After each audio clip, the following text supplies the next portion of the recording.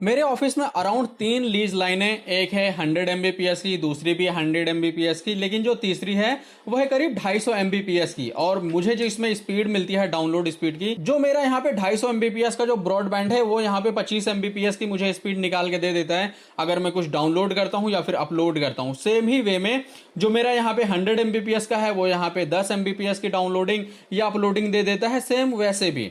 और यहाँ पे मुझे इशू तब आता है जब मैं यहाँ पे कुछ डाउनलोड करने जाता हूँ।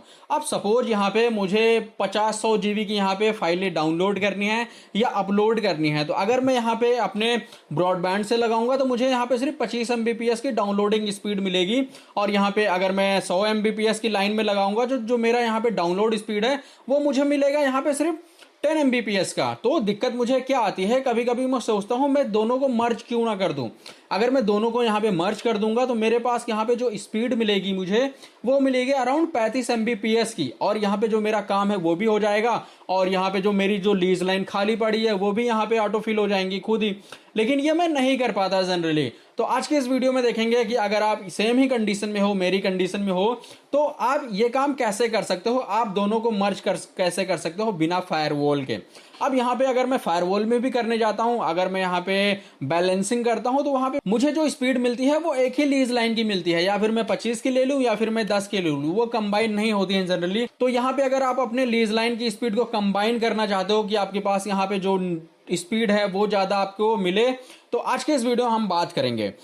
जनरली जितनी भी आपके पास लीज लाइन है या फिर नेटवर्क है, जितने भी हैं, आपको यहाँ पे हर एक के लिए स्पेसिफिक लाइन कार्ड चाहिए। अब जैसे मेरे पास यहाँ पे 3 लीज लाइन है तो मुझे यहाँ पे 3 लाइन कार्ड चाहिए होगा अलग अलग अलग, और उसमें मुझे आईपी सबकी डालनी पड़ेगी अलग अलग जो भी ब्रॉडबैंड से मिलेगी। ठीक है, तो आज ये सिनारियो हम देखने वाले हैं। फिलहाल जो अभी मेरे पास है वो सिर्फ है 2 यहाँ पे लैन कार्ड, तो उसी में देखेंगे हम ये कैसे करते हैं। अभी जनरली ये मेरा सर्वर है और इसमें जो लगा पड़ा है, जो लैन लगा है उसमें वो है 2 लैन कार्ड। ठीक है, एक लैन कार्ड, दूसरे लैन कार्ड, और ये है जो ये है वीएम का, तो इसको हम इग्नोर करते हैं। हमारे पास 2 लैन कार्ड है, एक और 2। ठीक है, और दोनों में मैंने ऐसी आईपी डाल रखी है, ठीक है, जो अभी आपको दिख रही है। तो अगर हम स्पीड टेस्ट की बात करें तो देखो कितनी स्पीड आ रही है यहाँ पे।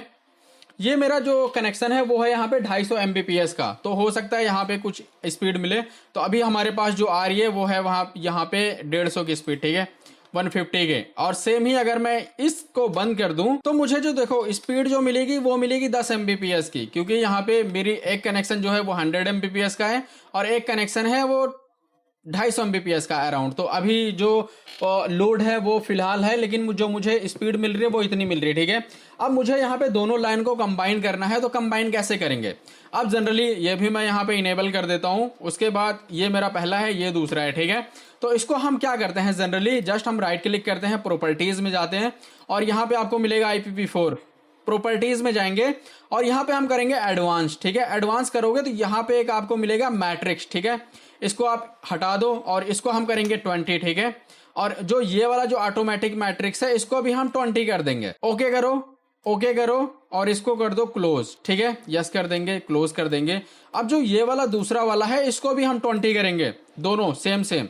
अब मैट्रिक्स में क्या होता है, जनरली हम यहाँ पे ना एक वैल्यू देते हैं कि ये हमारा बैकअप कनेक्शन है या हमारा प्योरिटी कनेक्शन है। ठीक है, तो उस दोनों को हम यहाँ पे सेम सेम कर देते हैं, दोनों को। तो अभी के लिए फिलहाल हम दोनों करते हैं, ये भी हम कर देंगे 20, और ये वाला जो मैट्रिक्स है इसको हम कर देंगे 20। ठीक है, तो अभी के लिए जो हमारा जो मैट्रिक्स है वो दोनों ही बराबर हो गया। तो यहाँ पे इंटरनेट यहाँ पे मर्ज कर देगा। ठीक है, लेकिन यहाँ पे आपको FDM यूज करना पड़ेगा, या फिर अगर आप कुछ डाउनलोड करना चाहते हो FDM यूज करो या फिर IDM यूज करो। ठीक है, तो अभी के लिए हम कुछ डाउनलोड करते हैं जनरली। अब यहाँ पे ना मैंने कुछ डेटा कुछ दिन पहले एक्सपोर्ट मारा था, तो उसके लिए मैंने ये चीजें करी थी। तो ये रहा हमारा डेटा, ये करीब 8 GB का है। ठीक है, तो 8 GB का यहाँ पे जैसे हम डाउनलोड अगेन पे क्लिक करेंगे, अभी देखो जो हमारी जो स्पीड आ रही है ना, कभी 23 Mbps आ रही है, कभी 20 आ रही है, कभी 18 आ रही है, और कभी 21 आ रही है, कभी 29 आ रही है। तो ये दोनों ना कंबाइन है अराउंड। और ये अभी जो हमारी जो स्पीड है ना, और हमारी जो लीज लाइन की स्पीड है वो है 250 और यहाँ पे 10। तो मान लो यहाँ पे जो आएगी वो 35 Mbps के अराउंड स्पीड आएगी, जो कि यहाँ पे जनरिक है। अभी जो ये दोनों कनेक्शन है वो यहाँ पे लाइव इन्वायरमेंट में चल रहे हैं, और यहाँ पे अभी जो यूजर हैं वो काम कर रहे हैं, इसलिए ये स्पीड मिल रही है। लेकिन अगर ये खाली होगा, बंदे यूज नहीं करेंगे, तो जनरली आपको यहाँ पे जो 5 Mbps की स्पीड है वो आपको मिलेगी सिर्फ ये चीज़ें करने पे। तो अभी के लिए हमारे पास जो स्पीड आ रही है 21 Mbps, 22 Mbps और ये ऐसी आ रही है, ठीक है। तो अगर आपको भी अपनी स्पीड यहाँ पे कंबाइन करनी है तो आपको यहाँ पे जो लैन कार्ड है वो लगाना पड़ेगा और यहाँ पे जो IP है वो देनी पड़ेगी, दोनों में गेटवे रखना पड़ेगा और जो यहाँ पे मैट्रिक्स है वो आपको सेम ही रखना पड़ेगा क्योंकि यहाँ पे जो प्योरिटी है वो दोनों को सेम ही मिलेगी।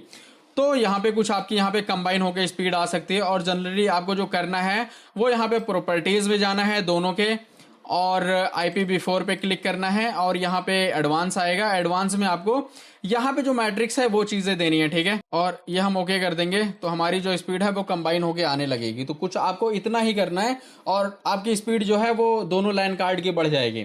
तो इस वीडियो में इतना ही, मिलता है नेक्स्ट वीडियो में, तब तक के लिए बाय बाय।